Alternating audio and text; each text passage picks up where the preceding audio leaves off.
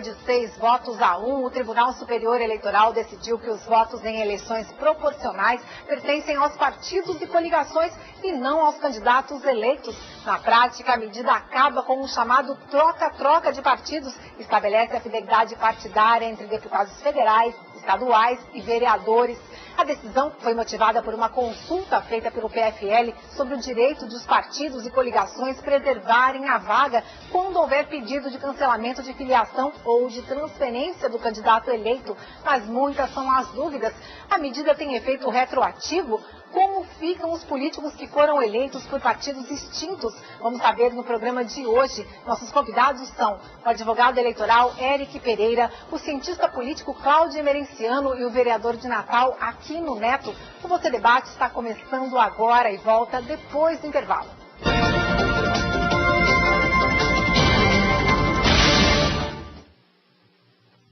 Boa tarde. 4 partidos anunciaram que vão entrar com ações na justiça para tentar recuperar as cadeiras de representantes que praticaram infidelidade partidária. Entre essas legendas, o DEM, antigo PFL, partido pelo qual Aquino Neto foi eleito vereador de Natal. E é com ele que eu começo o programa de hoje. Boa tarde, vereador. Boa tarde, Nelly. Boa tarde, você da TV Ponta Negra. Boa tarde aqui os colegas que estão participando do Você Debate. A minha primeira pergunta é a seguinte: afinal, o senhor acredita que o mandato pertence ao senhor ou ao seu partido? Pertence ao povo. O povo de Natal, que há 4 mandatos está me colocando na Câmara Municipal. Então, existem as controvérsias, evidentemente, mas eu entendo que o mandato, ele pertence ao povo. E o povo é quem escolhe o seu representante. O senhor, então, não acha que se enquadra nessa tese de infidelidade partidária? Evidentemente que a gente precisa de um partido para sair candidato. Mas nunca houve que eu saiba, um político, ele tenha perdido o mandato pela mudança de partido. O próprio PFL, que hoje é DEM, todos mudaram. A época era PDS. Deixaram o PDS e criaram o Partido da Frente Liberal naquela eleição de Tancredo Neves. Então, com essa mudança do PFL para DEM, o senhor acredita que pode se colocar como um tipo de extinção do partido? O senhor se enquadraria aí nesse caso? Olha, o partido foi extinto, mas eu creio que os juristas, eles entendem que a proposta é a mesma do PFL, enfim, não dá para se enquadrar por esse caminho. Certo. Doutor Eric, boa tarde. Boa tarde. No caso, por exemplo, de partidos extintos, no caso o PL, né, que é um partido que foi realmente extinto, o PFL ainda é um caso a se ver, né? O senhor acredita que estaria havendo infidelidade partidária quando o partido é extinto e o candidato, então, eleito muda de legenda? Bom, são concepções diferentes. Um primeiro aspecto é que o conteúdo programático ele foi mantido, foi respeitado, apenas houve uma modificação de nomenclatura. Isso aí foi aprovado pelo TSE, não há nenhum problema nisso aí. O que existe, na verdade, é que nós não podemos ter uma concepção de fidelidade partidária pura e simplesmente como foi posta pelo TSE. Eu sou a favor da fidelidade partidária, mas dentro de uma reforma política onde você discuta o voto distrital. Afinal, você não pode jamais imaginar no Brasil, na peculiaridade brasileira, que o cidadão está votando no partido. Ora, o cidadão está votando eminentemente no candidato, tanto que você tem os chamados puxadores de votos. Você tem aqueles candidatos onde se discute para formar uma coligação, e nessa coligação você tem esse coeficiente partidário. O que é que existe? Quando o TSE trouxe Norberto Bobbio, quando o TSE trouxe os doutrinadores para aplicar a fidelidade ao Brasil, ele trouxe um modelo da Itália que lá dá muito bem, dá muito certo. Só que no Brasil, quando o Norberto Bobbio fala de fidelidade partidária, ele também fala da proibição de coligações no proporcional. E isso não foi discutido. Então nós precisamos ter um debate amplo, nós precisamos ter uma discussão grande, para que nós podemos ter pelo menos um modelo distrital misto, como nós temos na Alemanha. E aí sim, aí você passa a discutir essa fidelidade, que todos nós, eu acho que o Brasil inteiro, ele é a favor.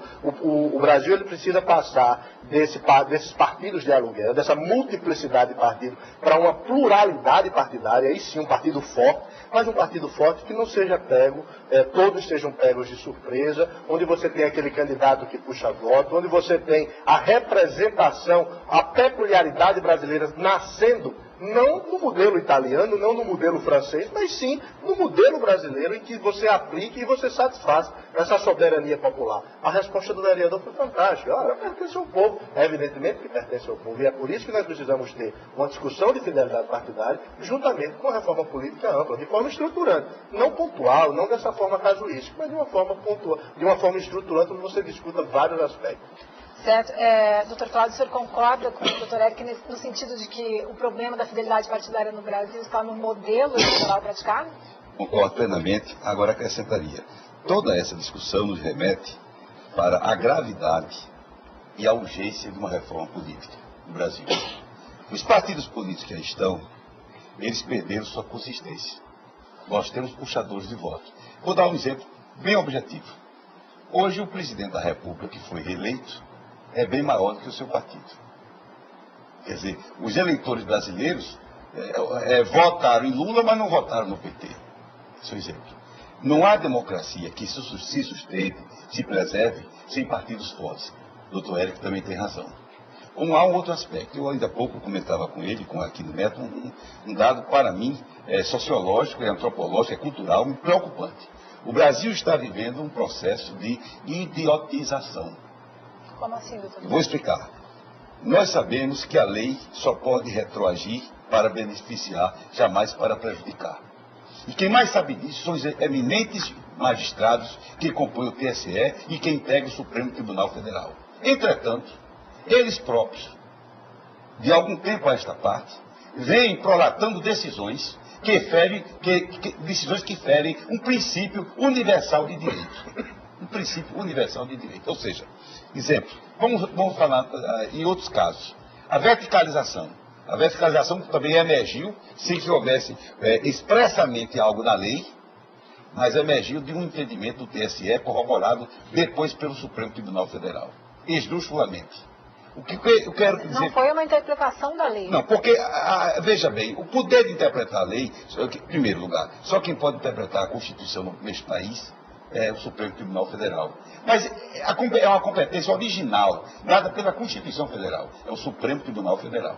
Quer dizer, ao Supremo se aplica o seguinte, uma máxima latina que vem do direito romano. Roma locuta causa finita. Quer dizer, o Supremo decidiu, o Supremo, no caso, substituindo Roma, julgou, a causa terminou. Bom, mas no caso aqui brasileiro, é que os eminentes membros, embora interpretem aqui e acolá anseios da sociedade brasileira, mas eles não podem ceder também às suas próprias competências. E eles têm cedido. O que há é o seguinte, nós estamos dominados, a população, os senhores que nos veem nesse momento, nos ouvem pela TV Porto Alegre, precisam se conscientizar do seguinte, o Brasil precisa de reforma.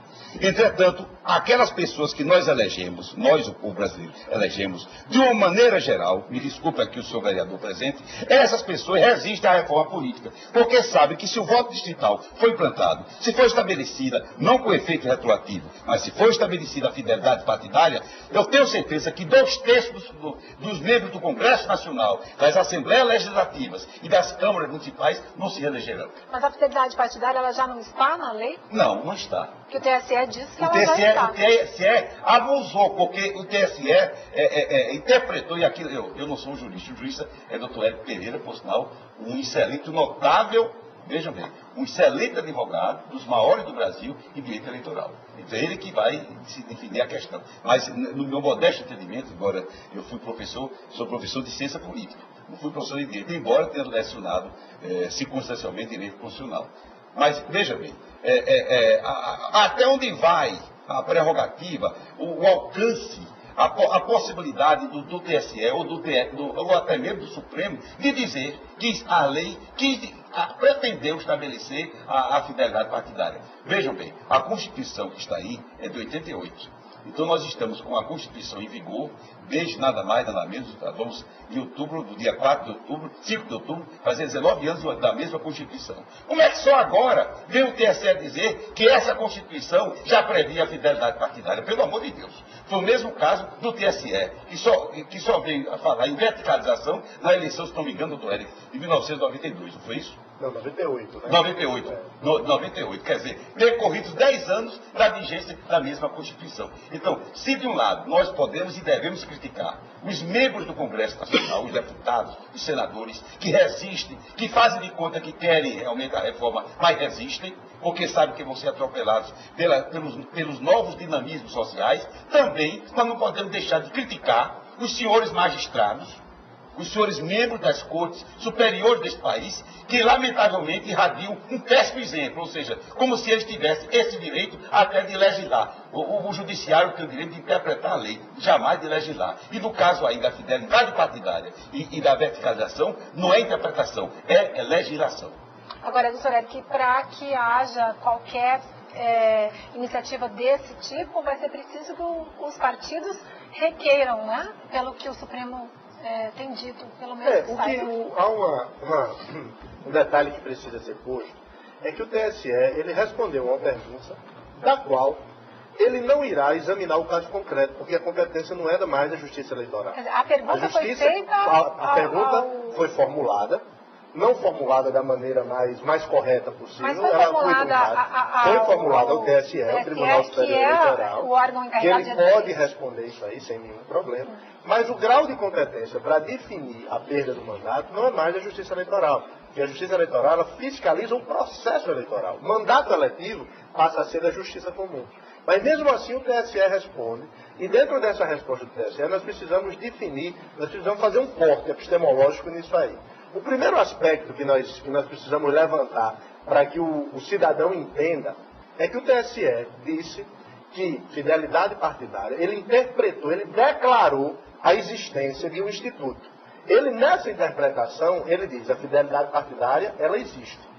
O que está causando, e isso vai ser mantido pelo Supremo, não tem nenhuma dúvida, porque a fidelidade partidária, não há dificuldade na sustentação científica, na sustentação técnica dessa sua existência. A grande questão vai ser a sanção. É ou não sanção a perda do mandato. E aí você tem na Constituição um rol taxativamente das modalidades ou do momento em que você perde o mandato eletivo. E infidelidade partidária não é causa de perda de mandato eletivo. Não está elencado. Taxativo quer dizer que só pode ser o que está lá na Constituição. Só pode ser o que está na Constituição. Então essa discussão vai ensejar um pronunciamento das mesas das casas legislativas. Não é o partido que vai caçar, até porque é uma discussão. Se a vaga ela é do partido ou ela é da coligação. Qual foi o partido que nas últimas eleições não coligou? Então eu não posso dizer que aquela vaga pertence àquele partido. Aquela vaga pertence àquela coligação. Que se desfez depois. Que ela se desfez depois. Então esse é o primeiro aspecto que nós precisamos colocar. Para que o partido não ache que vai caçar, como a gente viu declarações, que vou caçar, que vou tomar, quem vai assumir é suplente e tal. Não. Uma discussão muito antes de preliminar, que você precisa analisar a coligação. Um segundo aspecto é se a Câmara, se a mesa legislativa, ela vai declarar ou não essa vacância. E para ela declarar, ela precisa de um processo legal, ela precisa dar o direito de defesa, ela precisa ver quais os motivos dessa mudança de partido, dessa desfiliação. A partir daí você passa a ter uma discussão na Justiça. Se for a Câmara dos Deputados, você vai ao Supremo debater. Mas se for a Câmara Municipal de Natal, como nós já temos municípios no país que já estão caçando, a discussão vai ser o juiz de primeiro grau da Justiça Comum. Aí você vai ter todo um processo, e esse processo não é tão rápido nem célere como seria na Justiça Eleitoral. É um processo demorado. E há um outro aspecto. O vereador que queira mudar de partido agora, até setembro, dia 30 de setembro, para poder concorrer nas eleições de 2008, ele será cassado o seu mandato? Quer dizer, você não pode mudar de partido, e você tem que ter um ano antes, você tem que ter filiação partidária. Então, por isso que eu acho que esse recado que o TSE quis dar para a sociedade, esse aspecto social dessa decisão do TSE, foi um aspecto muito difícil de ser aplicado em termos práticos, em termos jurídicos, porque as consequências não é tão fáceis como foram feitas naquela noite de terça-feira, onde se declarou, existe, teve fidelidade, está com o mandato cassado. Não é bem por aí, porque a discussão jurídica é muito grande. Eu integro um tribunal aqui em Natal, sou do Tribunal de Contas. Sim. Eu vou invocar aqui algo, quer dizer, que se aplica a tudo quanto o doutor Eric acabou de expor. No Tribunal de Contas, nós estabelecemos, a lei estabelece determinadas pré-condições de natureza formal para que uma denúncia seja aceita, ou também veja bem, ou então um pedido de informação, uma consulta também seja acolhida. Quer dizer, não cabe, por exemplo, a denúncia, a consulta sobre casos concretos. Tem que ser genericamente. Então vamos nos reportar exatamente ao que o doutor Eric acabou de expor, de uma maneira bastante explícita, clara e precisa. O TSE sabe que ao indicar, ao insinuar, ao sugerir que existe a fidelidade partidária. Quando existe a fidelidade partidária, vejam bem, em termos de quê? Do parlamentar, por exemplo, defender determinadas ideias. Exemplo, agora mesmo, o senhor ministro do Trabalho, o novo ministro do Trabalho, que é o VUP do PDT, declarou que, por ser uma questão programática do seu partido, do Partido Democrático Trabalhista, fundado por Leonel Brizola, ele, como ministro, jamais poderá concordar com qualquer alteração da CLT. Isso é que nós chamamos, isso me permita você, isso é esse entendimento hoje mais genérico de fidelidade partidária. Porque se ele, por exemplo, se ele se manifestasse favoravelmente às mudanças, ele estaria transgredindo o quê? O programa do seu partido. Estão percebendo? Isso doutrinariamente falando. Sim. Agora, no caso do TSE, o absurdo é que o plenário do TSE, que é constituído de pessoas experientes, pessoas sábias em direito, pessoas de alta responsabilidade, eles sabem perfeitamente da repercussão, dos desdobramentos, das consequências, até de natureza psicológica na sociedade brasileira, de suas decisões.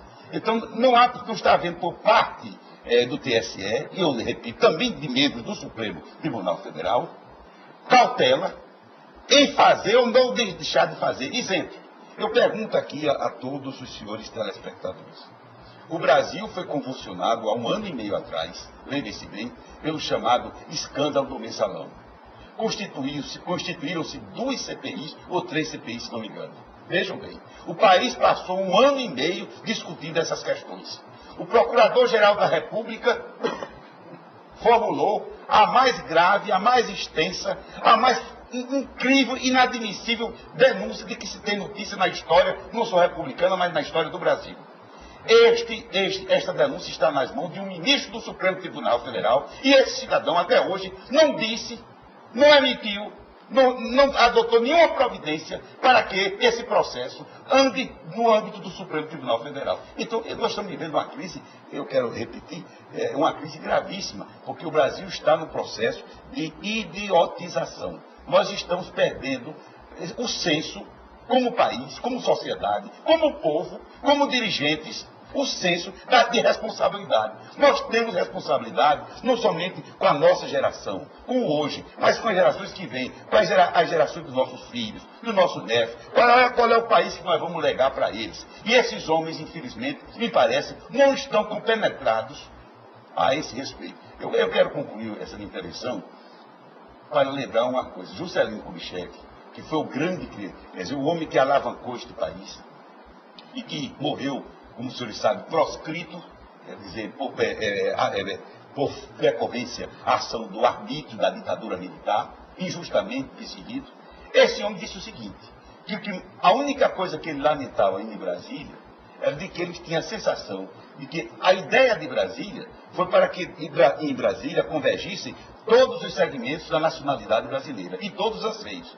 Mas ele tinha a impressão, ele disse isso uns 2 anos antes de morrer, ele tinha a impressão que os políticos em Brasília parecia que estavam dentro de uma redoma de vidro e ignorando a realidade brasileira. Parece que isso está acontecendo. Vejam aí o apagão aéreo, quer dizer, isso é uma brincadeira. O avião da Gol, quer dizer, houve uma tragédia, 154 pessoas morreram em outubro do ano passado, até hoje sequer, como se nós estivéssemos numa ditadura, e não estamos num país livre.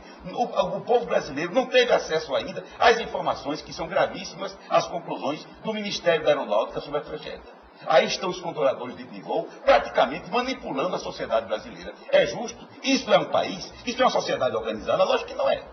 Ok, só voltando um pouquinho mais para essa questão da fidelidade, o senhor imperador não é o único, claro, que está nessa situação de mudança de partido. Como é que a classe política em geral, o senhor convive com outros políticos que também estão nessa situação, como é que a classe política recebeu essa notícia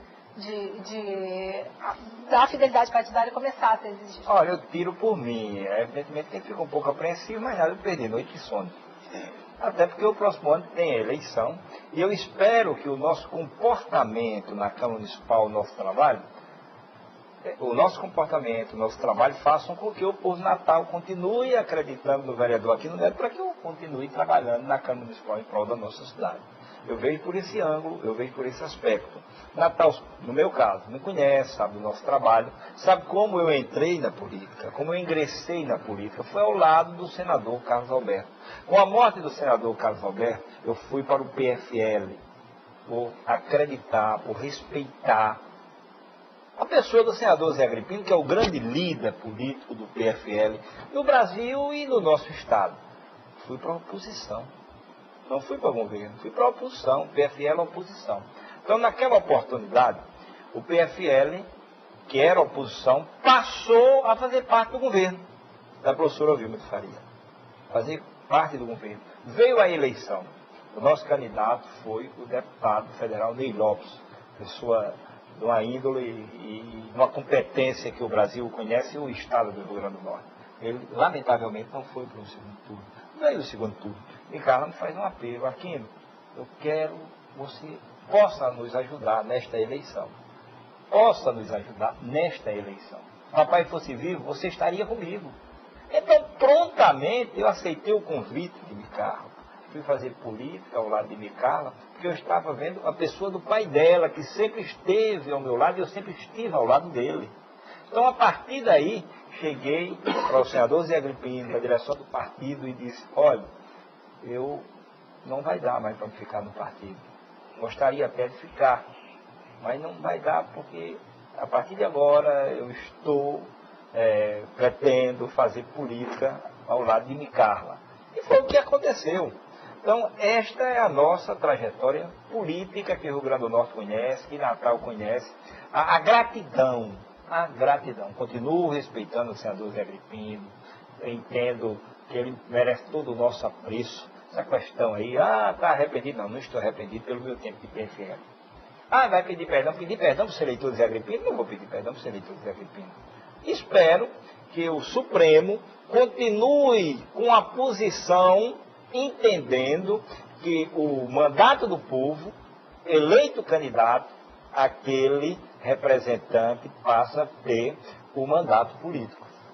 O doutor Eric tem condição de passar para o ouvinte, para o telespectador, com o maior prazer. Bom, daqui eu vou lhe pedir licença para a gente dar uma paradinha e depois do intervalo a gente O que eu quero dizer, Nelly, só um minutinho, é que já temos jurisprudência no Supremo Tribunal Federal e outros momentos que chegou até ele para ele decidir, ele disse: não, o Supremo, o mandato pertence ao candidato, ou seja, ao eleito. O ministro Sepúlveda pertence, o outro Nelson Neri da Silveira, enfim, em outras decisões. Creio eu que agora esse mesmo Supremo vai continuar com o que já decidiu no passado, que é jurisprudência, e o mandato do povo pertence ao candidato. É isso que a gente vai continuar falando daqui a pouquinho. No próximo bloco a gente vai falar das mudanças com uma eventual reforma política. Não saia daí, você debate, volta depois do intervalo.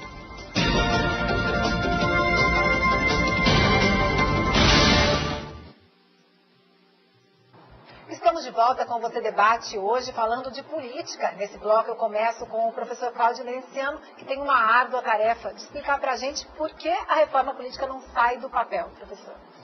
Bom, em primeiro lugar, é preciso que os telespectadores compreendam que o sistema proporcional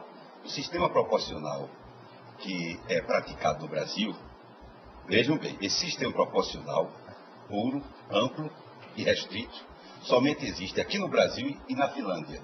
A Finlândia é um país próximo ao Polo Norte, com pequenas cidadezinhas, com características culturais, sociológicas, completamente diferentes do Brasil. Então, das duas umas, ou o Brasil está certo e o resto do mundo está errado, ou o resto do mundo está certo e o Brasil está errado. Começa daí. Esse é o aspecto. Você me pergunta por que é que não se faz a reforma política.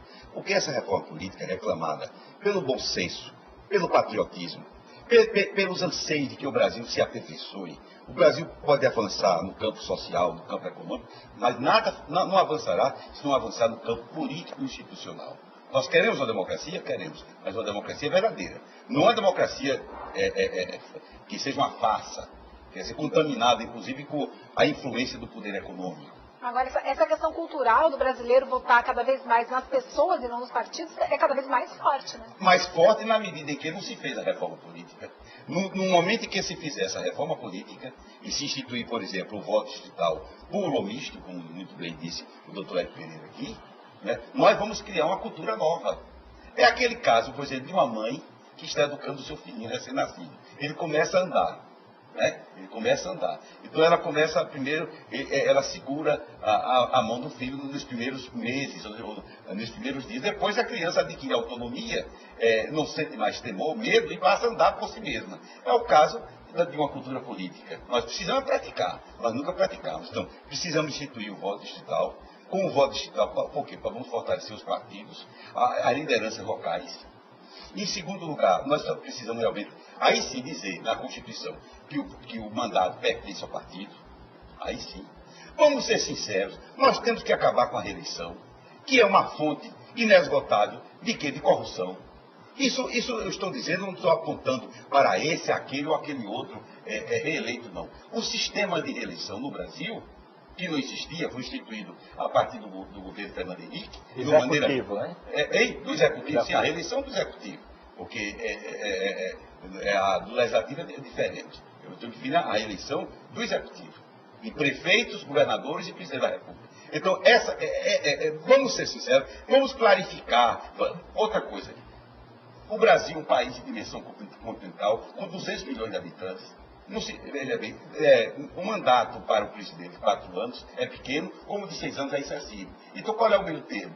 O meio termo foi encontrado pela Constituição de 46, que os militares derrubaram. Era um mandato de 5 anos, para governadores de Estado e para presidente da República. E para os prefeitos, 4 anos. Por que para os prefeitos de uma maneira diferenciada? Porque se subentende que aquele eleitorado, aquele poder que está circunscrito àquela localidade, àquele município, como os problemas são mais diretamente ligados àquela população, então pode haver eleição de 4 em 4 anos e não de 5 em 5 anos. Foi esse o modelo, já tivemos no Brasil esse modelo, sob a égide da Constituição de 46, e infelizmente o golpe militar de 64 aboliu com isso. Então nós precisamos voltar ao passado, não aquilo que o passado nos aponta como positivo, mas agora a reforma política não fica somente nisso, não. Não fica somente nisso. Há uma questão que o doutor Hélio, que é muito mais versado do que eu, que é a questão de financiamento de campanha. Até porque ele é advogado eleitoral, dos mais brilhantes que eu conheço. Então ele sabe como podar, como excluir, como impedir que o poder econômico, ou do Estado, olha bem, ou do governo, ou privado, possa contribuir para minar, para contaminar o resultado das eleições. E, por fim, outra coisa, uma questão gravíssima que precisa ser tratada no Brasil, é a questão da publicidade governamental. É como se me entregam um mandato de presidente da República, de governador de Estado ou de prefeito, eu passo a usar os recursos públicos para uma publicidade que me vai ser benéfica daqui a X anos. Isso não é possível. Isso tem que acabar. Agora, doutor Eric, a nossa legislação eleitoral, por mais moderna que ela seja, parece que ela tem muitas brechas, né? O próprio vereador Aquino dizia no bloco anterior sobre decisões do Supremo que vão contrário ao que a última decisão agora de que o mandato pertence ao partido, né? Ele mesmo já decidiu que o mandato pertenceria ao candidato. Na verdade, eu não diria brechas. Eu diria que o sistema jurídico, o ordenamento jurídico brasileiro, ele é um dos sistemas talvez mais complexos. O que nós precisamos ter é a eficácia das decisões judiciais. O que nós precisamos ter são interpretações uniformes daquelas normas, e a partir dessa uniformização do direito federal, você passar a ter uma segurança jurídica. O que nós estamos vivendo é uma insegurança muito grande, onde a cada composição do Tribunal Superior Eleitoral você tem determinadas decisões. O que é que se precisa ter, voltando a esse tema fidelidade partidária? Nós precisamos ter credibilidade no judiciário. Nós precisamos ter respeitabilidade em suas decisões e garantir a eficácia. E quem garante essa eficácia são os cidadãos, somos todos nós que estamos vivendo dentro de uma democracia. Porque quem vai mais sofrer com essa insegurança e com esses retrocessos que vão acontecendo, é a própria democracia juvenil, essa democracia que no futuro é quem vai usufruir. Então, quando você fala em reforma política, você vem falando de reforma política desde o governo João Goulart. Você veja que é muito tempo que se fala de reforma política. Agora, o casuísmo impede que você tenha uma reforma definitiva, uma reforma estruturante. Porque no instante em que você tem fidelidade partidária, numa realidade brasileira que o voto é uninominal, onde você sabe que o eleitor quer votar na pessoa, quer votar naquele chamado puxador de voto, como eu disse no início do programa, eu não posso dizer que aquele puxador de voto perde o mandato. Então eu preciso ter uma lista fechada. Mas para eu ter uma lista fechada, eu preciso ter o cuidado para que os caciques dos partidos políticos não coloquem como primeiro de lista os filhos, os parentes. Então eu preciso que o eleitor trabalhe com a lista fechada, mas que ele também possa mudar a ordem dessa lista na hora que for votar. A partir daí eu estou tendo o quê? Eu estou tendo uma diminuição dos partidos de aluguéis, eu estou discutindo a existência de coligação partidária, eu estou fortalecendo o partido, eu não estou deixando de votar no candidato, mas fortaleço a estrutura partidária. No caso de eleitores que votam, por exemplo, em candidatos como Clodovil, que a maioria dos eleitores que votaram em Clodovil, segundo reportagens que a gente mesmo viu, não sabem nem a que partido ele está. O maior exemplo que nós temos de que o voto não é do partido, como se está dizendo com tanta ênfase, é o candidato Enéas. Ele foi eleito com milhões de votos em São Paulo e puxou 3 ou 4 deputados com ele. Então nós temos que discutir a norma, nós temos que discutir o ordenamento jurídico dentro da realidade brasileira. O voto do ministro César Asfo Rocha, em termos científicos, em termos técnicos, brilhante, citando Norberto Bobbio, citando autores italianos e franceses. Ora, mas essa realidade francesa e essa realidade italiana, ela não se aplica à realidade brasileira. Então, quando você vai examinar Norberto Bobbio, você examina que ele é contrário à coligação. No Brasil, nós temos coligação. Então, quando ele fala em fidelidade, fidelidade pede mandato, nós precisamos ter na nossa Constituição uma forma taxativa de que a fidelidade, a infidelidade, é uma causa de perda. Porque, do contrário, eu não vou ter uma norma constitucional a mexer com a soberania popular. Eu não estou mexendo com regra infraconstitucional. Eu estou mexendo com a soberania popular, que é a estrutura, é o lastro dessa democracia. Como é que a justiça vai chegar, enfrentar essa soberania e dizer que aquele mandato do povo, na linguagem do meu amigo Aquino, aquele mandato do povo, a justiça vai dizer, não, caço, e agora quem vai assumir é fulano de tal. Eu acho que esse aperfeiçoamento ele é necessário, mas dentro de uma realidade que nós vivemos, é muito bonito para se assistir, para o inglês assistir, é muito bonito o julgamento do TSE, esse de terça-feira, mas nós precisamos ter eficácia e efetividade a essa realidade que nós estamos vivendo. Eu sou favorável à fidelidade partidária. Sou favorável ao voto distrital. Voto distrital, fidelidade partidária. Sou favorável à mudança, que a gente possa ter essa reforma política o mais rápido possível. Vou dar um exemplo, doutor professor Cláudio. Teve uma eleição nossa, que a cidade satélite deu mais votos para vereador do que o meu candidato a prefeito. Quis votar no partido, eu quis votar em mim. Exatamente isso que eu ia perguntar. O senhor atribui os seus votos ao seu trabalho como político ou ao partido, à legenda que o senhor pertence? Evidentemente que eu estou falando, a nossa primeira eleição, a cidade satélite, me deu muito mais votos entre todos os candidatos que tinham a vereador. E nós temos 3 ou eram 4 candidatos a prefeito. Eu tive muito mais votos do que o meu candidato majoritário, do que 3 candidatos majoritários. Candidato a vereador. Na sua área de atuação. Na minha área de atuação. Olha, eu queria explicar a vocês, quer dizer, complementando o que o doutor Hélio disse também. Graças a Deus eu estou tranquilo. O voto distrital não significa somente o voto. Mas é um sistema, tá? É chamado sistema distrital. Isso aí vem das lições de Maurice de Verger, que foi outro grande. Vou dar um citado também. Na prática muda o quê? Muda o seguinte, muda a vida partidária também. O partido é obrigado a se estruturar distrito por distrito, certo? Então os caciques perdem o controle do partido. Por quê? Porque em cada distrito vai se organizar um diretório distrital, ali naquela base, livremente. As pessoas, outra coisa, cada partido em cada distrito vai procurar alistar o maior número de pessoas, por quê? Para que aquelas pessoas entre si votem e decidam quem deve ser o candidato, ou a deputado federal, deputado estadual, ou a prefeito, ou a seja como for. Daí porque, vocês observem, como são importantes nos Estados Unidos as eleições primárias. Os candidatos saem estado a estado, pedindo, eles vão disputar os votos junto ao quê? Aqueles diretórios distritais do seu partido.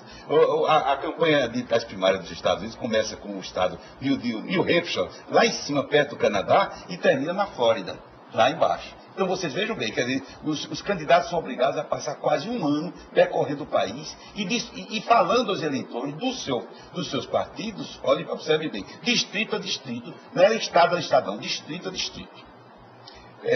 Quando o presidente Jimmy Carter, surpreendentemente, isso em 1978, ele foi eleito, em 1976, foi eleito presidente dos Estados Unidos, surpreendeu primeiro na convenção, ele depois, entrevistado por um grande jornalista, Walter Cronkite, ele revelou uma coisa curiosa, que no período das primárias, ele não teria cumprimentado, apertado a mão de no mínimo 10 milhões de pessoas.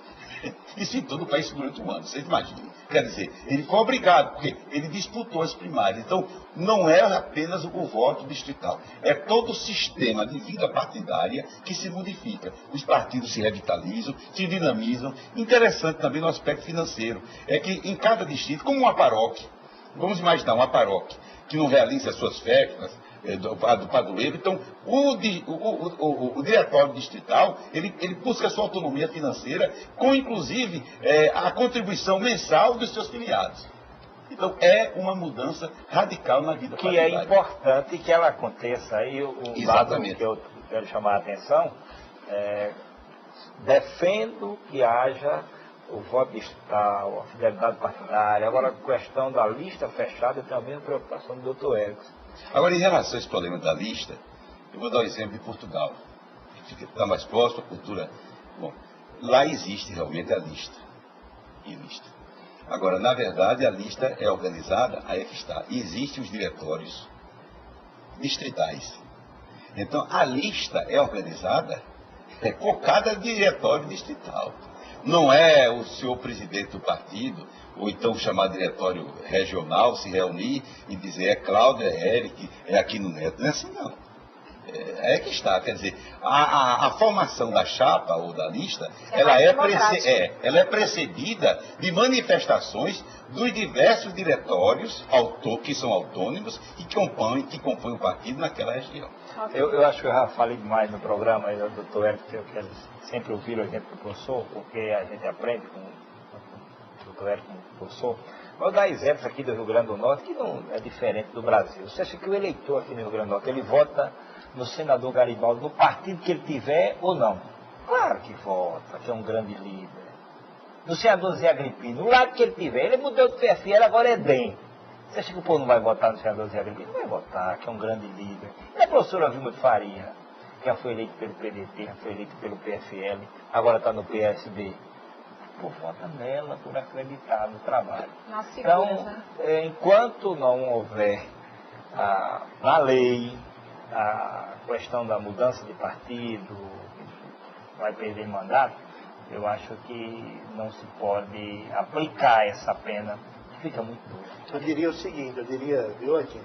Não seria nem na lei. Eu acho que o avanço cultural, o avanço social, ele é fundamental, porque se você for aos Estados Unidos e perguntar a um eleitor democrata o que é que o partido pensa sobre o aborto, ele vai responder o que é que o partido pensa. Se você perguntar ao republicano o que é que ele pensa sobre a pena de morte, ele vai responder o que é que o partido pensa. No Brasil, se você perguntar qualquer que seja, por mais elementar que seja o questionamento, o eleitor não sabe. Então esse avanço, eu acho que o ordenamento é importante, mas o avanço cultural, o avanço social, o aspecto de educação, ele tem que estar em sintonia. Nós não podemos ter uma medida jurídica jogada para uma sociedade de uma forma tão rápida, de uma forma onde muitos elogiaram, onde muitos até admiraram. Nós todos aqui somos favoráveis à fidelidade partidária, isso fique registrado, mas nós precisamos ter uma fidelidade partidária com várias consequências também de reformas políticas. A lista, todo esse tema que nós discutimos. E um eleitor e uma sociedade que ela interaja com aquele que nós Precisa desaparecer essa crise da representatividade. Hoje existe uma crise de representatividade da vontade do eleitor que escolheu e daquele escolhido quando está votando no Congresso. Então, no instante que você passa a ter um acompanhamento do cidadão, um envolvimento do cidadão na política brasileira, aí sim, você passa a ter o fortalecimento do partido. Ok, infelizmente, nosso tempo está encerrado. Com certeza a gente teria assunto para discutir ainda por mais um programa, né? Eu agradeço a presença de vocês aqui. E o Você Debate termina aqui.